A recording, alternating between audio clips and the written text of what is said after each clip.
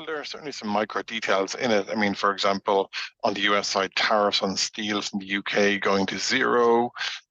You have engines and plane parts from Boeing also coming in tariff free. That's on one side. That's clearly a potential boost for those businesses on that side. And then on the UK side, um, Britain is committed to buying $10 billion worth of Boeing planes.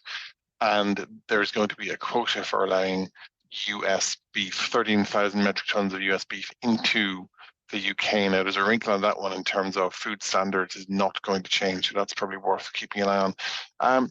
So, there's clearly some wins there for steel and for car autos on the UK side, wins for maybe farmers and a lift for Boeing on this side, on the US side. But, writ large, it's a long way from a true in-depth trade agreement. There's no change to the 10% minimum baseline tariff that will go on UK goods coming to the US. And that's noteworthy because if the US isn't willing to drop that for both an economic and a security ally like the UK, then you question whether that would change for anybody. So it's interesting that they got it done. Parts of it's significant for the industries involved, but it's not as sweeping perhaps as some of the headlines might suggest. Talk to us about the ag part. So the ethanol, the corn, that part of it. The headline number sounds really good, and trade wars hurt farmers. We saw that in the first administration for President Trump. What do you think the takeaway from that will be? Well, we heard the Agriculture Secretary, Brooke Rowlands, hailing it as a big deal for US farmers in particular. And they were touting, for example, and the UK Ambassador Mandelson made the same point, they were touting this agreement on beef going in tariff-free quota of 13,000 metric tons. Now, that will be interesting. That does open up potentially new market access for US farmers, no question. But within that, though, as I mentioned earlier, the food standard part of it isn't changing. So we'll have to see how that impacts in practice, in terms of how those imports or exports do work out to the UK in terms of what's allowed in and what the demand is. But, on paper, it's a concession on the UK side for US farmers. Enda, thank you so much for your reporting there. Enda Curran, global economy reporter for Bloomberg News. He's based down there in Washington, D.C.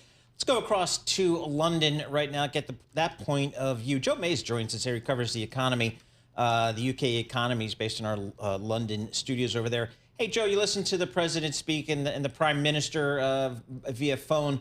What's the takeaway over there in London, do you think? Well, the UK government is trying to sell this as a major political win for them. They are saying that particularly the reduction in tariffs on cars under that 100,000 quota down to 10%, they say that's a big win. And also steel tariffs going from 25% to zero, and the same for aluminium, is also a good news story for steelmakers in the UK. But nevertheless, there is criticism of this deal already from opposition parties, pointing out that the UK is still in a worse position than before Donald Trump became president, still with that 10% tariff on goods, still indeed having that 10% tariff on cars, even under a quota. So yeah, it's a limited victory, I think, seen in the UK, but one that's nevertheless welcome. How does Prime Minister Keir Starmer sell this to, say, Europe? Like, hey, I did this deal, but you should also do a deal with me, and this is why, when there's going to be some tension there between, say, the US and the EU?